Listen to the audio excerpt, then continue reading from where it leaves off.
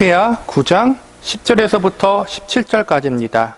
죄악의 자리에 빠진 인생의 결과. 호세아서 9장은 하나님 백성인 이스라엘 민족이 죄와 세상이 주는 기쁨과 즐거움을 너무 사모한 나머지 하나님을 떠나게 되었다는 사실을 고발하고 있습니다.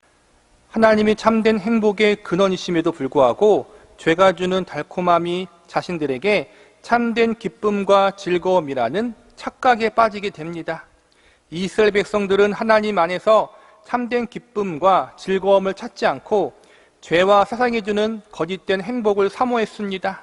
그리고 이러한 것들이 진짜 행복이요 자유라고 믿으며 결국 하나님을 떠나 우상을 사랑하게 되고 세상이 주는 즐거움과 쾌락에 몸과 마음과 인생을 모두 빼앗겨 버리는 자리에 서게 됩니다. 하나님에게 몸과 마음, 인생을 드리기보다는 죄악되고 거짓된 것에 자신들의 모든 것을 바치기를 더 즐거워했던 어리석은 이스라엘 백성들의 모습의 이면에는 하나님에 대한 무지와 오해가 자리 잡고 있었습니다. 하나님에 대한 이스라엘 백성들의 무지와 오해는 하나님이 그들에게 참된 행복과 기쁨을 주는 분이 아니라 자신들을 속박시키는 존재, 잔소리만 하는 존재로 여기고 있었다는 것입니다. 그러나 이방인들이 섬기는 우상들은 자신들이 하고 싶은 모든 것들을 다 할 수 있는 자유를 주고 세상을 마음껏 즐길 수 있는 기쁨을 준다고 믿고 있었습니다. 즉 하나님이 우상들보다 더 나쁘거나 고약한 존재로 인식하고 있었던 것입니다. 이러한 하나님에 대한 무지와 오해가 하나님을 떠나게 만들었고 결국 우상을 사랑하는 자리에까지 가게 만들었던 것입니다. 하나님은 선지자들을 보내어 이러한 잘못된 사실들을 지적하시고 하나님께 돌아오라고 기회를 주셨지만 하나님의 선지자들은 핍박과 외면을 받고 거짓 선지자들이 오히려 흥황하여 잘 되는 이상한 현상들이 벌어졌습니다. 그래서 더 이상 좋은 말로 해서는 안 되겠다고 여기신 하나님은 징계의 손을 드셔서 이스라엘 백성들을 심판하시기로 결심하십니다. 그래도 심판이 임하기 전 다시 한번 호세아 선지자를 통해서 경고의 말씀을 전하게 하사 돌이킬 수 있는 기회를 주십니다. 오늘 우리가 배울 말씀은 바로 마지막 기회를 주시는 하나님의 경고라고 할 수 있습니다. 하나님은 우상 숭배의 길로 달려가는 이스라엘 백성들의 잘못과 죄를 깨닫게 하시기 위해서 다음과 같은 경고의 말씀을 하십니다. 첫 번째로 하나님이 주신 영광이 날아가는 징계를 경고하십니다. 본문 11절을 보시기 바랍니다. 에브라임의 영광이 새같이 날아가리니 해산하는 것이나 아이 베는 것이나 임신하는 것이 없으리라. 에브라임은 요셉의 아들로서 북이스라엘을 대표하는 지파입니다. 에브라임이란 말의 뜻은 왕성하다, 수가 많다라는 의미가 있습니다. 이 말의 뜻은 자녀가 많아지기를 바란다라는 의미도 있고 동시에 하나님께로부터 오는 왕성한 축복을 기대한다는 의미도 포함되어 있습니다. 그런데 하나님이 에브라임의 영광이 새같이 날아가고 아이를 임신하고 낳는 일이 없어질 것이라고 경고하십니다. 이는 에브라임의 이름 속에 담긴 의미가 무색할 정도로 북이스라엘 왕국을 비롯해 이스라엘 민족 전체의 인구의 수도 적어지며 하나님께로부터 오는 축복도 단절된다는 징계성 경고라고 할 수 있습니다. 이스라엘 백성들은 지금까지 하나님으로부터 오는 풍성한 복을 누리며 살아왔습니다. 그런데 이들은 자신들이 받아온 복들이 당연한 것이라고 여기며 하나님께 감사하지 못했습니다. 오히려 하나님 때문에 자신들이 자유롭게 행복을 추구하며 살아가지 못한다는 이상한 피해의식을 가지고 있었습니다. 그래서 하나님을 버리고 이방 신들에게 눈을 돌리기 시작하며 우상 숭배의 범죄에 빠져들기 시작합니다. 하나님이 주신 복을 가지고 이방신을 예배했고 하나님이 맡겨주신 것을 가지고 자기 자신의 쾌락을 위하여 낭비하는 죄를 저지르기 시작합니다. 하나님은 이러한 그들을 향하여 내가 준 영광을 도로 가져가겠다고 말씀하십니다. 더 이상 하나님의 것을 가지고 죄를 짓는 일에 사용하는 이스라엘 백성들의 행태를 지켜볼 수 없다는 최후 통첩이라고 할 수 있습니다. 이어지는 12절을 보시기 바랍니다. 혹 그들이 자식을 기를지라도 내가 그 자식을 없이하여 한 사람도 남기지 아니할 것이라. 내가 그들을 떠나는 때에 그들에게 화가 미치리로다. 여기서 하나님이 자식을 없이 하게 하신다는 것은 하나님이 주신 축복들을 거두어 가신다는 의미가 있고, 실제로 그들의 몸에서 나온 자식들이 전쟁과 기근, 전염병과 같은 여러 재난으로 말미암아 죽음에 이르는 징계를 내리신다는 의미로도 볼 수 있습니다. 정리하자면 자신들이 그들의 영광이라고 여겼던 소중한 것들을 하나님이 모두 다 가져가 버리신다는 의미로 받아들일 수 있습니다. 하나님이 풍성한 축복을 허락하셔서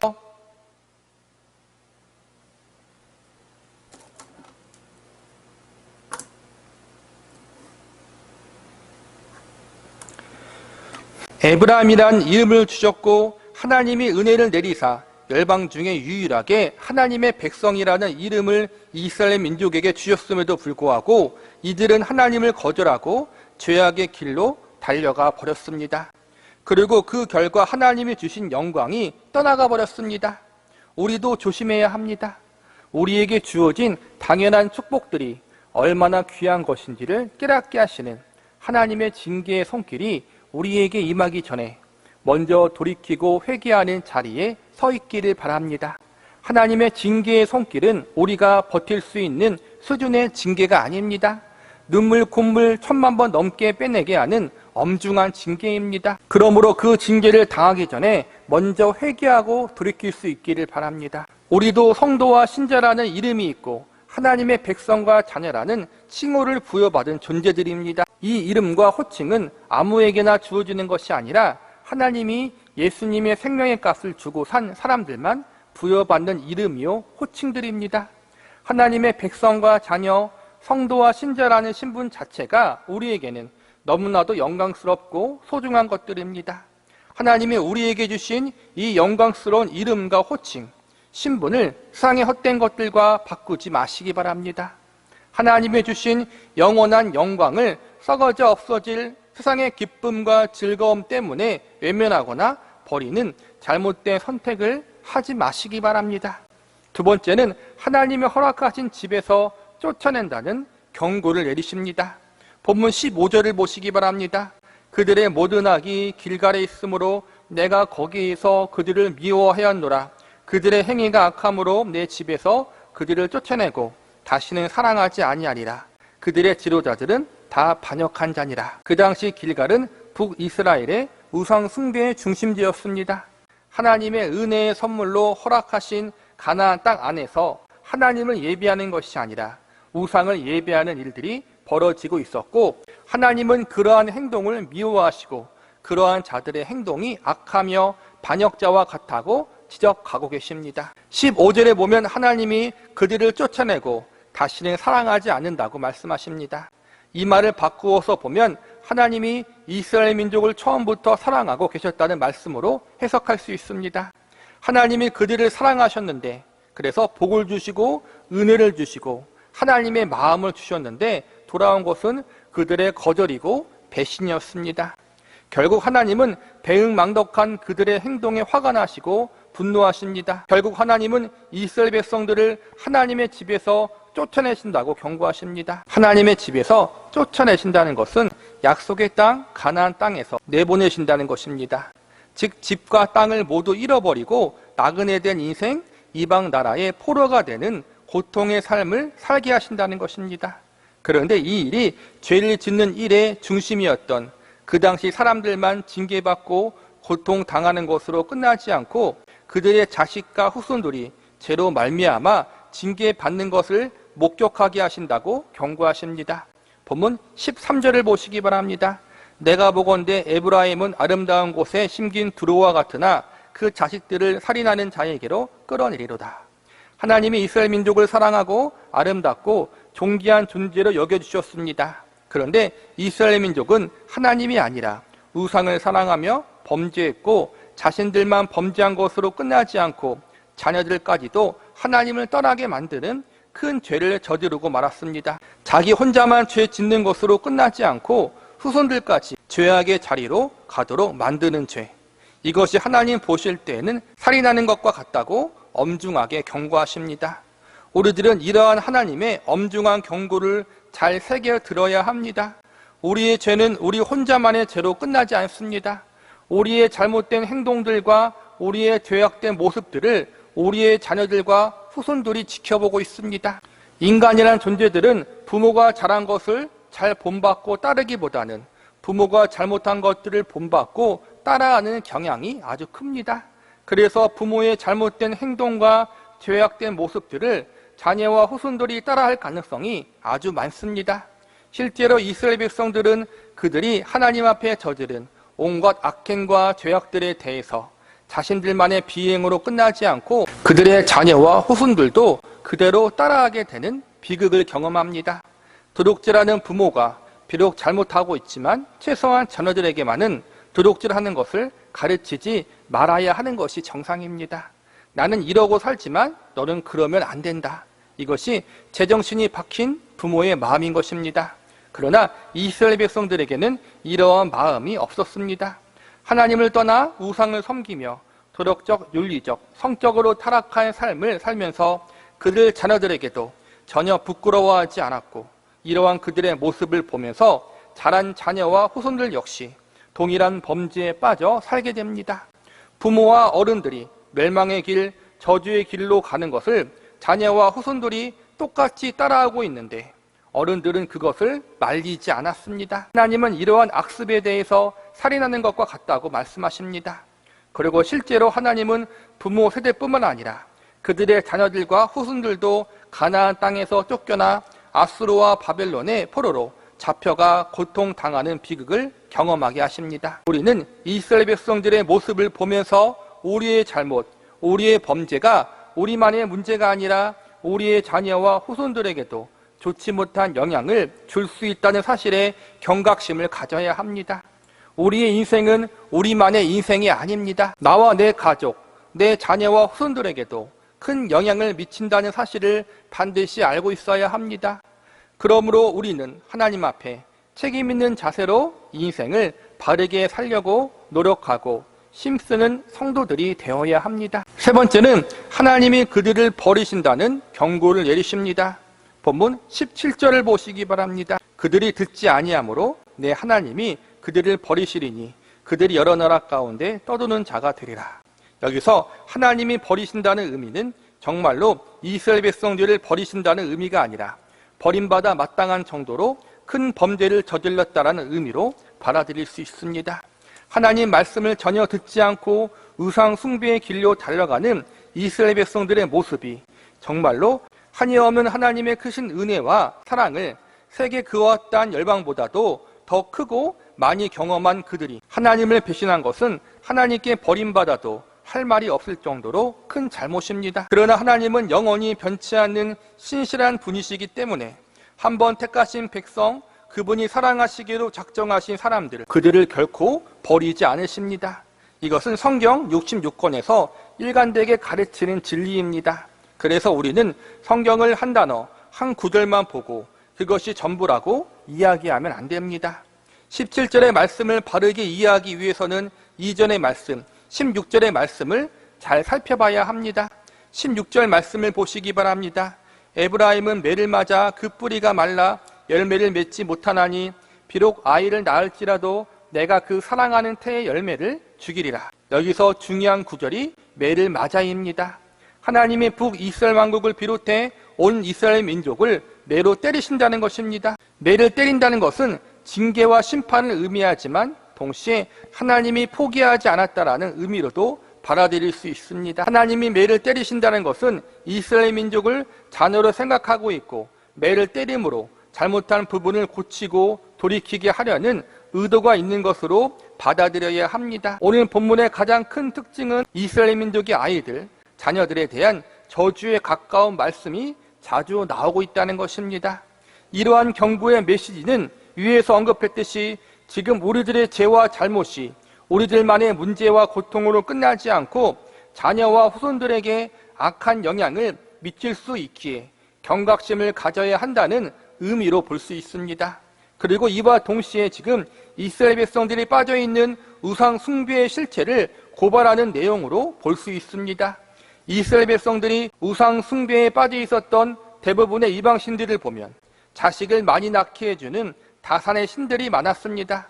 대표적인 신이 바알과 아사레였습니다. 고대 근동 지역에서 자식을 많이 낳는다는 것은 부모에게는 영광이요 가문에게는 부와 영화를 상징하고 있었습니다. 또한 자식을 많이 낳듯이 농사를 짓거나 가축을 기를 때에도 열매와 가축의 새끼도 그만큼 풍성하게 많이 생겨나기를 빌었습니다. 그런데 하나님은 그들의 자녀들의 고통을 통해서 후손들을 향한 저주와도 같은 징계와 심판을 통해서 그들이 믿고 섬기던 우상들이 결국은 가짜 신이라는 사실을 알려주고 계신 것입니다. 너희들이 그렇게 사랑하고 신뢰하는 이방 신들이 결국에는 너희 자녀들을 지킬 수 없는 거짓 신이다.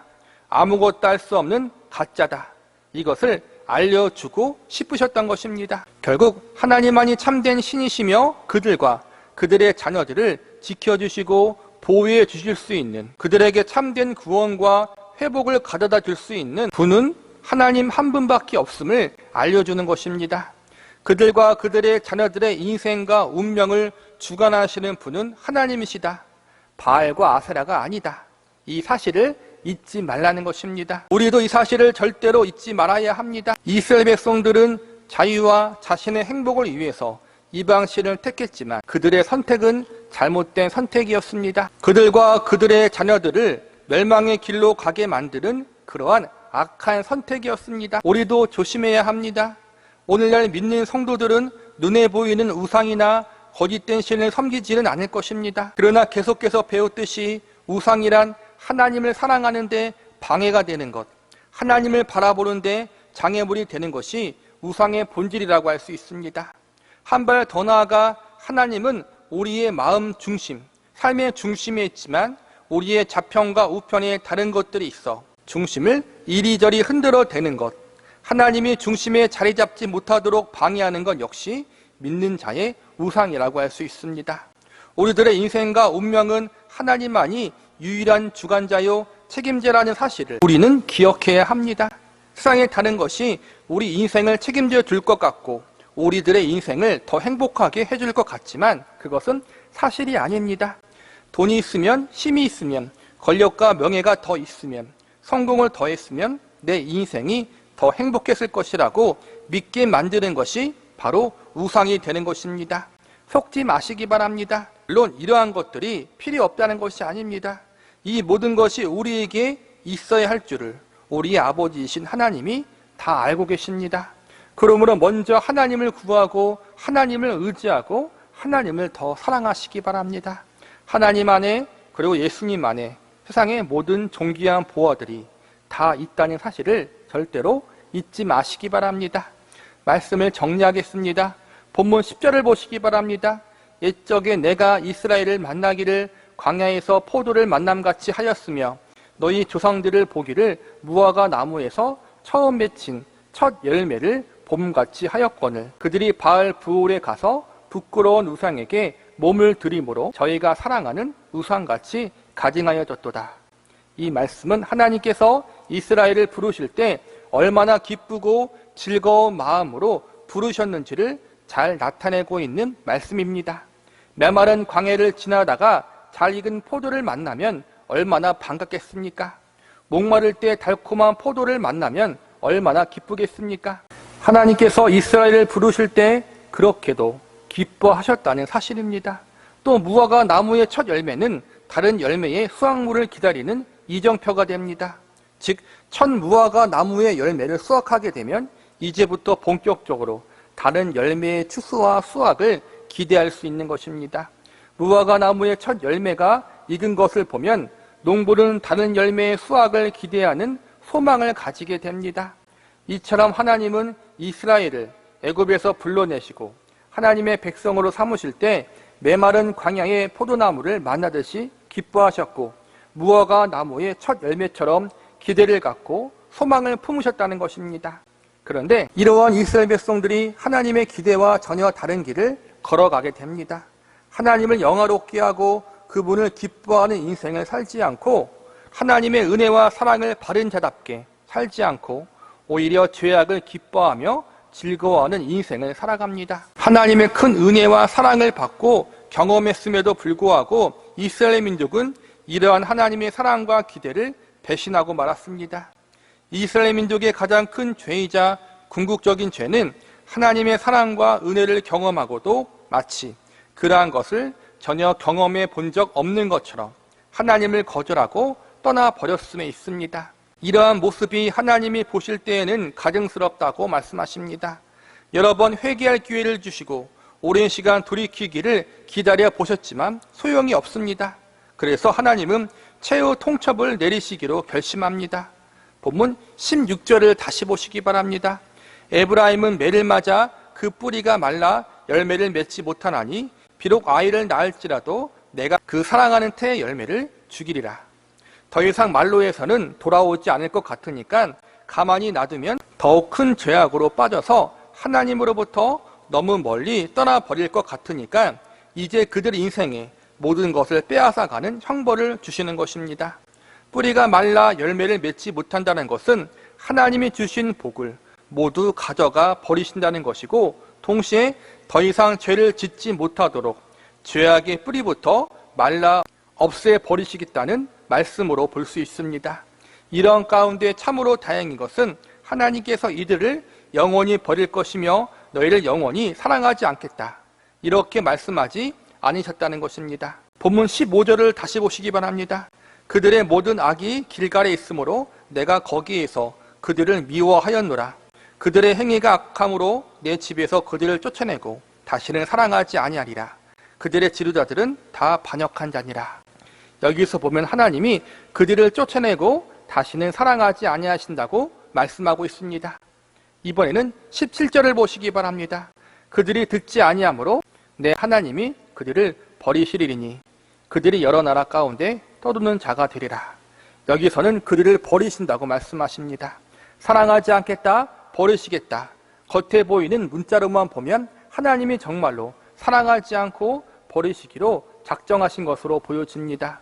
그러나 다행인 것은 이 말씀의 원래 의미는 영원히 사랑하지 않겠다, 영원히 버리겠다는 말이 아닙니다. 사랑하지 않겠다, 버리시겠다는 표현은 잠깐 동안, 얼마 동안이라는 의미를 담고 있습니다.